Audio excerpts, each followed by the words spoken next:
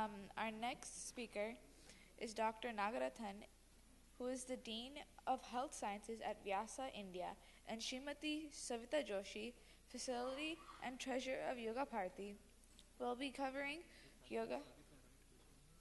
Yeah. Yeah. I know both. Savita Joshi, Facility and Treasurer of Yoga Bharati, will be covering yoga for women, the physiology of a woman undergoes many changes throughout their life. The effects of yoga on the cycle of life, conception, prenatal, labor, and delivery will be discussed. Dr. Nagarathna will cover some of the common conditions that women face and how yoga helps, while Savita Joshi will cover her expertise and experience on prenatal yoga. Savita ji will go first. Please help me welcome her on stage. Namaste. I will let Didi to go over a lot of details on the yoga for, yoga for women is a very broad topic, and we just thought of doing the yoga for pregnancy only. So a lot of people think, why do we need yoga in pregnancy? Well, there are many reasons, like women typically tries to become inactive during pregnancy. A lot of pampering going on at home. You don't want to do anything. And of course, there is a lot of internal changes that are happening, the hormones and everything. So you need some sort of support. So yoga is not just we have listened to so many lecture series since yesterday. It's not just the asana-based, it's not just the practice-based, but it is more of connecting yourself with your own, external self with your internal self, so that you get peace and also health. So I will just go over with the history of the prenatal yoga at Yoga Bharati. So we started classes since 5 years now, and more than 250 women have taken classes with us. And again, the demographics being mostly Asians. The ages anywhere from 23 to 38 years have come and taken the classes. And they have started anywhere from 7 to 39 weeks. Like when I got a call from a lady, I said, how many weeks you are? Oh, I just found out yesterday that I'm pregnant, but I really want to join the class. So that was, and she started right away. So some people have even continued the classes up to their 39 weeks. Their due date is on Tuesday. They are here on Saturday. They are in the class with a huge belly and whatnot.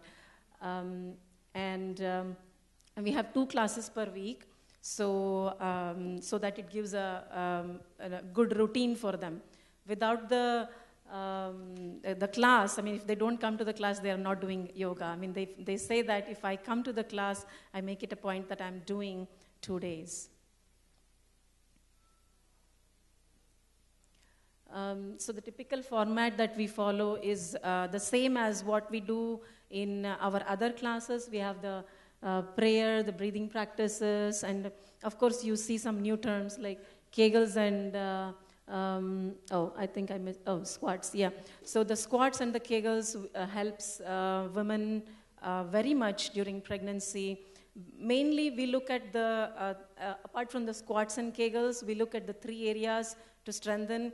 One is the shoulders, one is the thighs, and one is the knees. So, and of course the back, thighs, knees, and back. So these are the 3 areas we focus on during pregnancy.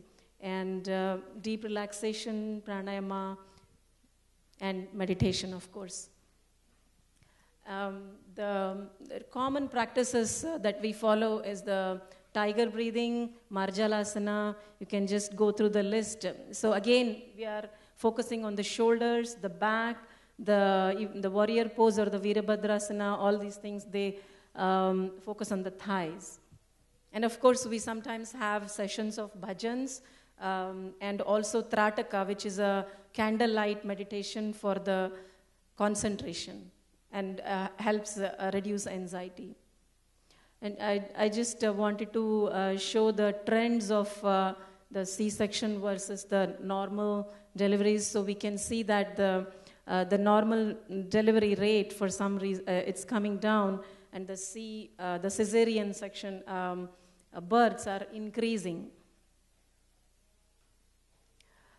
Here in Yoga Bharati, we have seen that out of every 10 women, 8 delivered babies normally, and reduced all the typical symptoms that we come across during pregnancy. Like the most one is the back pain, the edema or the swelling of the feet, and also a lot of in the very like 6 months to a year, people also say that I'm able to handle the pain without any pain medication. So they are confident, they know that this is the part of it, and they can do it without any external pain. And also the birth weight, one of the doctors, we also are trying to collaborate some of the local doctors to ask them to send people to yoga, the pregnant people to yoga. And one of the doctors, she said, yes, I have seen a lot of Asians, especially Indians, she mentioned, that they have the problem of low birth weight in the children. So she was very excited when we said we have prenatal yoga at Yoga Bharati. So I just wanted to share, like 2 days back, one lady, she wrote me an email saying her labor was only 6 hours with no epidural. This is the exact same word that she sent in the email. So, and then she was back in 2 weeks. And this is the picture of the baby. And she attended classes for 4 months. Of course, 2 classes a week.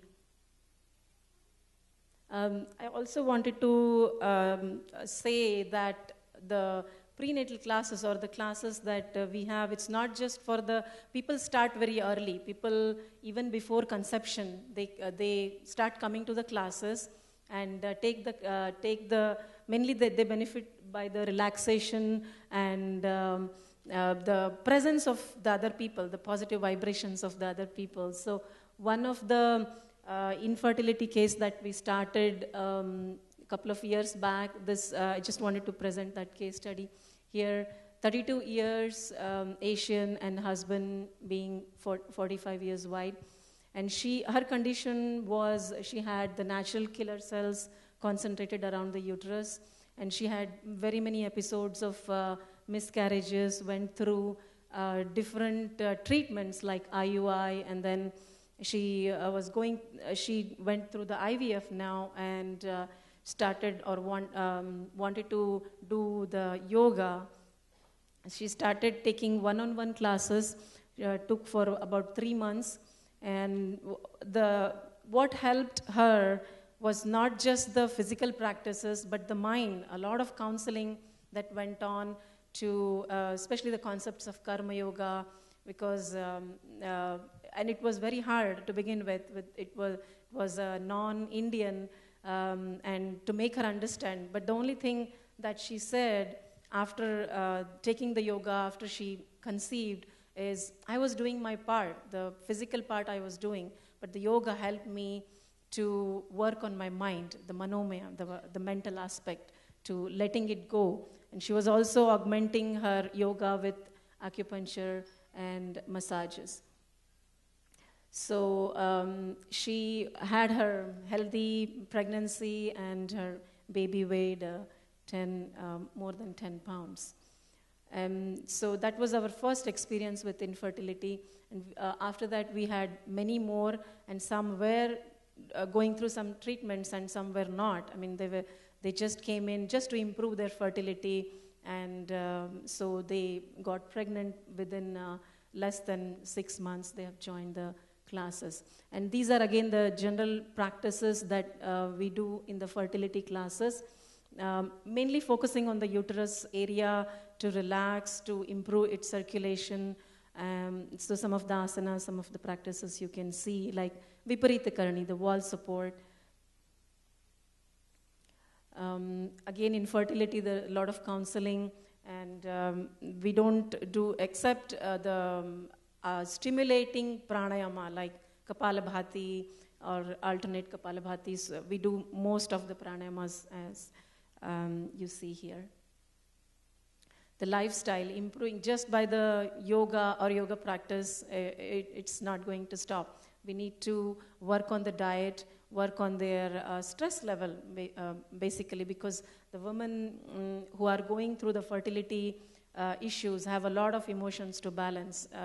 First is the society, the home, the family, and the work, and most of the people who have come for the challenges in fertility were working women, so they also were facing some problems in their work, and so it takes a lot of time, counseling, talking, again the art of letting go.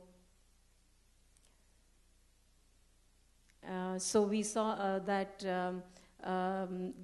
even though they, because when people come in with an expectation, when they go to a doctor with a headache, they take a pill and they come out and say, my headache is gone. But here, the fertility, it takes a lot of effort, some people have come in and they say that how long does it take to get pregnant? That's not the, it's very hard to say, and that is what we try to tell them. And some people said that with few classes, I'm able to handle the situation. I'm able to handle my own self, because at some point, the woman even start rejecting her own self, like rejecting her own, like developing a dislike, I would say, to our own self. And it's a very emotional situation. And so they say that, oh yeah, I'm able to look into myself as my new person. So that was future. I would say in the future we would like to, this is again for the prenatal and infertility, and so yoga for women, training teachers to become prenatal instructors so that they can spread this wonderful knowledge and give the gift of yoga for the pregnant ladies. And right now we only have at some areas, some places. We would like to take it to different cities where the distance shouldn't matter. So we are trying to have that, and also collaborate with more doctors so that and educate them. Sometimes it's easy to tell the Indian doctor because they have had heard or done or have an exposure of yoga. So try to collaborate with the doctors so that they can refer their patients more to the prenatal yoga, not only the Yoga Bharati, but any yoga. With that said, thank you very much. It's really good. Now I will invite Dr. Nagarathna for her speech. Purnamadah Purnamidam Purnat Purnamudachyate Purnasya Purnamadaya Purnamevavashishyate. Om Shanti Shanti Shanti. This was the mantra that was being chanted by Yagnavalka's mother throughout pregnancy, which helped her to get the child Yagnavalka, who was a gnani at birth. So may we ask our women to do this when they are pregnant. Fantastic mantra to give the knowledge. As Savita mentioned, we thought we'll go a little more into pregnancy yoga rather than covering all other aspects. And to begin with, let me share that we have had all our PhD students take up these clinical projects and give them yoga and study them, randomize them into 2 groups, and then do it on a very proper standard way of doing randomized controlled trials. And we have had 3 PhDs on yoga in pregnancy, 1 PhD on yoga in menopausal symptoms, and 1 PhD on PCOS. Each PhD student publishes 3 papers before they submit their papers. So we therefore have several papers on yoga in pregnancy published in index medical journals, 3 papers on PCOS, which is one of the burning problems of the youngsters today, and also perimenopausal women with all the menopausal symptoms coming out of the dependence on estrogen, etc., having lots of hot flushes, emotional instability, and cognitive dysfunctions. We have demonstrated it to be very beneficial. Let me quickly run through the yoga for pregnancy without taking more time. These were some of the results of Dr. Shamantakamani Narendran's data, where she showed that the yoga group had higher birth weight of the babies. Apgar score, the pinkness of the baby at birth was much better in the yoga group as compared to the control group. The pregnancy complications were much lesser. Pregnancy-induced hypertension, intrauterine growth retardation, and diabetes were much lesser in the yoga group, and lesser number of cesarean sections. Very, very important point, as Savita was mentioning. Then the second PhD girl, Satya Priya, did this study in which she recorded the stress levels of these mothers, and she measured it through questionnaire as well as studying the heart rate variability. Both of them she demonstrated their stress levels were much lesser. The HRV, she noticed something very interesting. The heart rate variability is a very important indicator of the adaptation to relaxation and adaptation to the adaptation of the body. So as they went on doing yoga, in the yoga group, the HRV, the adaptation of the body was much better at the end of the pregnancy period, towards the 36th week. And we took up another very difficult project of trying to introduce yoga to high-risk pregnancy, which is a tough project funded by Ayush, which is ongoing, completed the study. He has just written up his paper, and he is going to take his PhD hopefully end of this year, where he has been able to demonstrate the benefits of yoga in reducing the pregnancy-induced complications in high-risk women. He recruited only those who are at high risk, and therefore we had to design this set of practices to be very, very safe, avoiding many of the practices that we would have given to a normal pregnancy. Well, with that background, let me quickly run through the yoga for pregnancy in general. What is very important today, in fact, some of our yoga propagating obstetricians spend a lot of time in convincing or making our pregnant women understand that pregnancy is not a disease. Pregnancy is not something that they should consider as something abnormal. They should behave normally, think normally, act normally, and be physically active as much as possible during pregnancy, and not to be all the time overcautious and overprotecting the personality of herself, or thinking that she needs to be overcautious. In fact, today this is a major thing. Lot of questions, can I do this, can I do this, can I do walking, can I eat this food, can I not eat this food? These are all big questions that are bothering girls when they are pregnant, which creates a big issue and big anxiety and stress, and therefore it is important that you all make them feel that pregnancy is physiological and not a disease. Role of mind and stress in pregnancy is very important. It's being recognized more and more.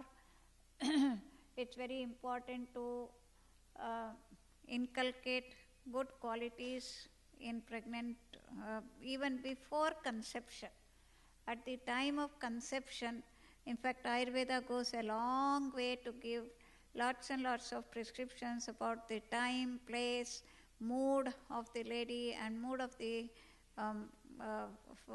would-be father at the time of conception, and lots of prescriptions are given about the preparation for the concept. So all these concepts at the time of preparation is very, very important. Maintain normal weight, good health, positive, cheerful attitude, confident, yogic lifestyle, discipline and contentment. Disturbances of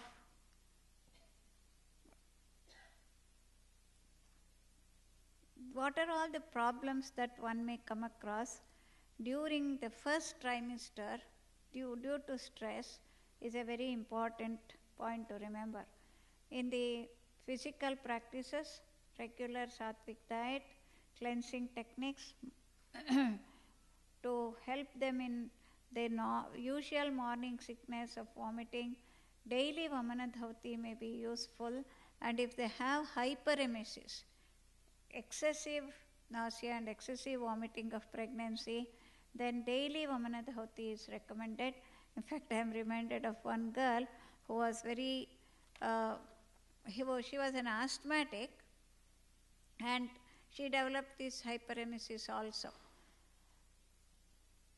Being asthmatic, she is so breathless, and on top of that she is asthmatic. Therefore, it's very important that we teach them some techniques, and it is very useful. Anyway, they are so nauseous and vomiting that they would like to, it's so simple for them to vomit. So first thing in the morning, she wakes up, drinks saline water and vomits. The whole day she can be free. It's a very simple but very useful trick to work on this.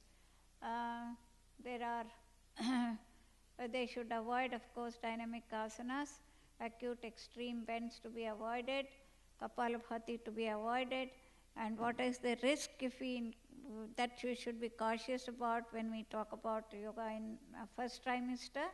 That risk is of abortion. Therefore, we have to be cautious in the first trimester. Then in the second trimester, spend more time for yoga asanas, can go on decreasing the number of asanas that cause pressure on the abdomen, and go on increasing the number of pranayamas that they should be doing. In the second trimester again, introduce a lot of these concepts, Bhakti Yoga, Purnamadav Purnamidam. Throughout the day she can be practicing to help herself to be cheerful, humorous and relaxed and reduce the workload. Third trimester, 1 hour of yoga practice per day, very important. Most asanas cannot be performed at this stage, and kriyas can be continued, the Vamanadhavati can be continued, there is no contraindication. Shavasana, sorry about that spelling. This is Shavasana. Shavasana in the left lateral position is very important in this third trimester. The reason all of you may be familiar. The reason is that if she lies down flat, the pressure of the pregnant uterus on the inferior vena cava can interfere with the venous return, and therefore it's recommended that she lies down on a lateral position so that the abdomen is supported. Baddha Konasana, there is lot of conflict. What is Baddha Konasana? Forward bending in something like Padmasana with the feet together. Baddha Konasana, butterfly position with forward bending. This is very useful in opening up the cervical passage, and therefore we shall not introduce this until she reaches 36 weeks of pregnancy. Avoid Baddha Konasana and add Baddha Konasana only after 36 weeks of pregnancy is an important point to remember. So that's the, in fact, this squatting also is useful, which can be helps her to prepare for the labor itself. That's Baddha Konasana. So during labor, in fact, this study in which we were looking at the yoga in labor, we were able to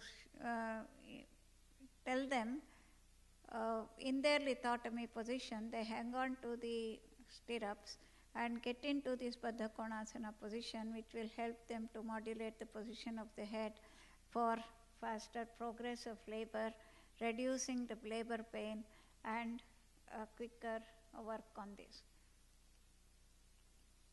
Second stage again, Antar Kumbhaka with training in instant relaxation technique is going to help them a lot to be able to hold on the breath as she has to now bear down, and therefore if you have prepared her in Antar Kumbhaka in the third trimester, it will help her a lot to be able to bear down faster.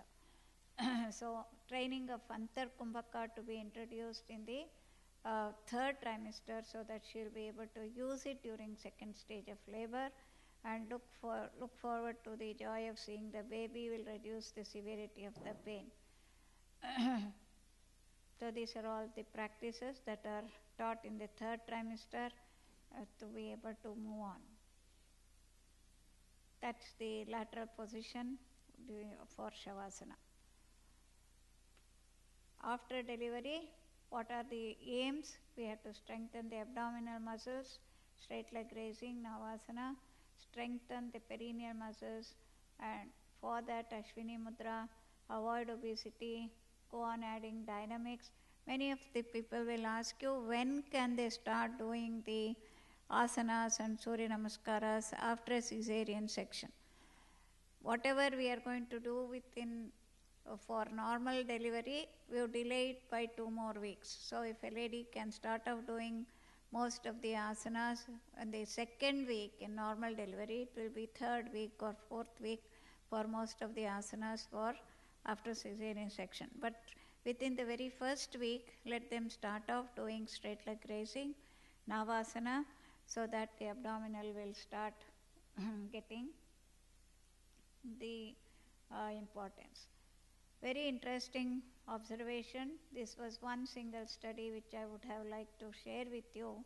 What we did was we taught the lady the mind sound resonance technique. And in between 36 and 34 to 38 weeks, she was in the third trimester.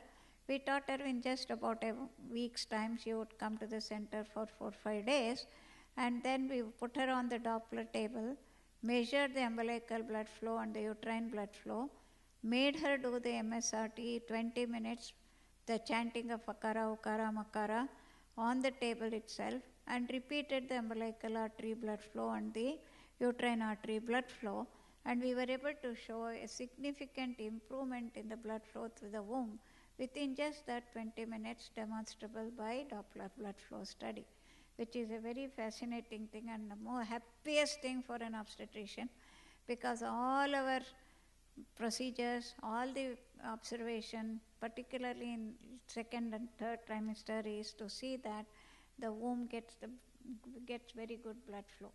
So with this, we have all the data that I have been talking about, where a woman goes on to her higher levels of understanding and enjoyable pregnancy and delivery. Coming to the 2 other extremes of reproductive system related problems. As I said, in the early period of life, the PCOS, polycystic ovarian syndrome, is a major problem particularly the youngsters who are facing today with infertility as one of the major problems that these women are facing. So we did a study on PCOS in adolescent girls, and we were so disheartened to see how our Indian girls from a simple district town of Anantapur have 11% of PCOS. They never knew that they have PCOS. They were all college students, and we went to the hostel and we screened them and took them up for our study. And in that screening, we found that 11% of these girls have PCOS, polycystic ovarian syndrome, which is later going to go on to lead to many complications, infertility, diabetes, etc., etc. So these girls we took up, and we were able to see that their menstrual irregularity got corrected within a short period, and we are working on large number of people who come to us with lot of stress about PCOS leading to infertility, particularly our non-resident Indian girls who have been very professionally oriented, who don't get plan to have a child for until they are 28, 30, 31, 32. Now they decide to finish some of their major professional responsibilities. Now they want to plan a child, and they end up with infertility. It's a very common problem that we face in Bangalore, who return from America for getting into this infertility problem, for having got into infertility problem. And yoga is the best thing for PCOS as compared to many of the metformin tablets or hormonal therapies, etc. We have consistently found within 2 to 3 cycles their PCOS, the menstrual cycle gets established. In this particular study in the young girls, within the age of 17 years, we noticed something very interesting. The ultrasound scanning, polycystic ovary was there, and 3 months later we wanted to look at the follow-up after they had done yoga. Their menstrual cycle improved, and Rotterdam's criteria, the hirsutism reduced, all that was there, obesity reduced, and we wanted to do a follow-up ultrasound scanning. The scanning professional said, "Why do you want to repeat now? After all, it's just 3 months, let me repeat after 1 year." Said, "Anyway, we have the funds, please repeat, girls, we will get them." And the excitement of the scanning professor was very revealing. He said, "I just can't believe that within 3 months how the polycystic ovaries have reversed, just within 3 months of regular practice," which is very, very interesting to observe as an objective criterion. Perimenopausal women, towards the end of their life, climacteric period, when they are ending up with their reproductive life between 45 to 55, is another major area where we come across the need for yoga. One of the major problems is their hot flushes. I am reminded of one lady who came with a terrible hot flush. In fact, in a day I suffer so much with this hot flushes, sweating, which makes me so miserable. I become non-functional because of my suffering and all that. And she took almost 20 minutes to describe how much she is suffering from her hot flushes. Then we taught her yoga, pranayama, meditation, etc. Simple thing is Nadi Shuddhi Pranayama, 12 rounds, 4 times a day. As simple as that. Of course, apart from that, she does her 1 hour yoga practice of Surya Namaskaras and the basic set of asanas, pranayama. And she never returned back to me, and hardly outpatients, I sent them to the nearest outpatient yoga teacher. We have classes in 100 places in Bangalore city. Whoever is the nearest teacher, I sent her to her, and she learnt, and it was forgotten. 1 year later, she came back with another participant whom she wanted to recommend for yoga therapy. As a friend, she accompanied her, and she brought her old records. And when I was going through her old records, I had written in great detail about how much hot flushes was her suffering. So reading through that, I asked her, how do you feel about this? What happened to your heart flushes? Oh, after I did yoga, within 10-15 days, my heart flushes was gone. She had been suffering for 2 years, and 15 days it's gone. I asked her, tell me more about it. How did you get over it? She said, I did the yoga all right, but just that understanding was enough for me to overcome my heart flushes. What was the understanding that was given to her? She was told, what is hot flushes? What is the meaning of hot flushes? Normally, when the lady is going on menstruating, all the toxins is being thrown out once a month in the form of menstrual flow. It is the nature's way of releasing the apana activity. So once the menstruation stops, the toxins have to be thrown out in some way or the other, and body is throwing it out in the form of sweating. And you go and pay a big money to sit in a sauna bath for detoxification, and this is nature's sauna. Why don't you enjoy nature's sauna? You feel hot, good. You say hot flush and hot sauna and a good amount of sweating and all that. Oh no, madam, when I sweat, it's so embarrassing. I'm in the middle of all that you need is a little more extra tissue papers. No, you carry extra tissue paper. Why do you suffer? Was what being discussed for a long time. And she understood this, that I need not suffer the hot feeling, I need not suffer the sweating, and it is a nature's helpful method of removing the toxins from the body. And this understanding was enough for me to overcome my anxiety and suffering because of hot flushes. And once I started doing the yoga practices, another 2-3 months, even the severity of the hot flushes, frequency of the flushes reduced, and it is now completely gone. It sounds so simple, it sounds unbelievable, but that's what is the remedy for people who suffer from hot flushes. And of course, apart from the hot flushes and sweating, the tiredness and emotional lability is another major problem in perimenopausal women.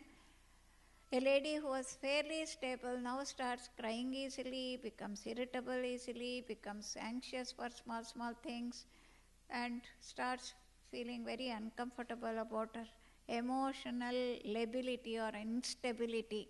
Again, because of the cognitive changes that happen in the brain, due to the body not getting the necessary inputs of the hormonal changes. Again, the explanation that you give them is going to make a very big difference for her to understand this. Why is this happening in the brain? The brain was used to a particular chemical environment. What was the environment for first 2 weeks? The estrogen level is going up, then the progesterone gets added. Towards the end of the cycle, both estrogen and progesterone is high, sudden dip. So this cycle the body was used to for the last 25-30 years of your reproductive life. And now this environment, chemical environment, is suddenly changed. So brain is confused, and therefore when it is about to have your upsurge of estrogen, body is not getting its estrogen, and therefore it is wanting that, and that is what is making you so become irritable. So therefore, please understand that it takes a little time, it takes a little duration for me to change my lifestyle suitably. You feel at a perimenopausal time, they feel too hungry, they tend to become overweight. So be cautious about your weight, have more fluids and drinks in between rather than snack in between. These are all careful lifestyle changes, and accept the change, accept the change that is coming up. Just like we would treat a girl around menarche when she is to face the new observations that is coming up in her due to adolescence, this is the time when the woman has to accept the changes that are happening in the body-mind complex, and that acceptance is very, very important to make her less emotionally labile. Is all that is very simply said, but it takes time for you to talk to them, go into their life, what are her concerns, what are her problems, why is she feeling about, what are all the things that she is feeling about her menopause. This is very, very important. And again, what are the practices for emotional stability? If she is overweight and very highly stimulated, you can give Suryanuloma Viloma Pranayama 27 rounds 4 times a day, followed by Nadi Shuddhi Pranayama. But if she is underweight with emotional ability, then give Chandranuloma Viloma Pranayama 27 rounds, followed by Nadi Shuddhis 9 rounds 4 times a day, and that will help her to become emotionally stable and comfortable. So these are some of the concepts that we are using in people with perimenopausal symptoms, girls in adolescence. And another major problem that we come across is the dysmenorrhea of young girls and adolescents. Very, very severe dysmenorrhea. I'll just end with my presentation with an example. A girl was brought to me by her mother, who said, severe dysmenorrhea, such a severe pain she gets during her periods that every time severity builds up, she vomits. In 24 hours she is dehydrated. I have to rush her to the hospital for intravenous fluids, and I have booked one private hospital, monthly intravenous IV fluids for my daughter. This has become a routine for the last 6 months, and the nurses there said, what is this you are doing every month? She is suffering so much. Why do you do this? Why don't you take your daughter for yoga? She said, therefore I have come to you. And she comes here, and next month, in the next 15 days, was going to be her cycle. And we planned and convinced her and said she should come to Prashanti. And so she was going to come to Prashanti when it is due for her periods in the next 5-6 days. Mother is terrified, very, very worried. My God, do you have enough facilities for giving intravenous fluids? Please don't give this analgesic. She is allergic to this. She had given me a long list of all the medicines she should not be given, how allergic she is, all that. And then tomorrow was going to, and the girl is already in Prashanti. I'm sitting in the main city, and this mother comes running to me, tomorrow is my girl's due date. Please ensure, make phone calls and tell your doctors there that things are in the right direction. Please take special care, because the mother naturally is very much worried. I also assured her, don't worry, after all giving IV fluids is not a big issue for us. And next day I walked into the hospital in Prashanti, and this girl came running just in front of me and said, wow, how are you? Your mother was very much worried. Didi, my period started yesterday, and it was quite okay. I didn't have to even tell anyone. I didn't have to take any tablet. I went through these periods in Prashanti without having any pain at all. Within 3 days, no pain, and you have passed through periods with no pain at all, which you were requiring intravenous fluids and all that. What happened? I came 5 days back. I have been doing the asana. No, it has helped me. No pain during periods. These are the sort of miracles that we find within even short periods. It's a very common thing to find very remarkable improvement for adolescent dysmenorrheas, spasmodic dysmenorrheas. One hint for the therapists here is, what are the practices specifically useful for adolescent girls' dysmenorrheas? Inverted postures are very useful. Ensure that you talk a lot and ensure that they don't get constipated during that time, and you can use the constipation special technique. And as many of you know, we have specific modules for different ailments. I use the heavy menstrual flow special technique for these girls, and add on Baddha Konasana during the period, during the entire month. Remember to avoid backward bending practices in the last week of the cycle. Last week of the month, avoid acute backward bending. is one precaution to remember when we teach yoga to dysmenorrhea girls. With this, let me stop here. Thank you very much.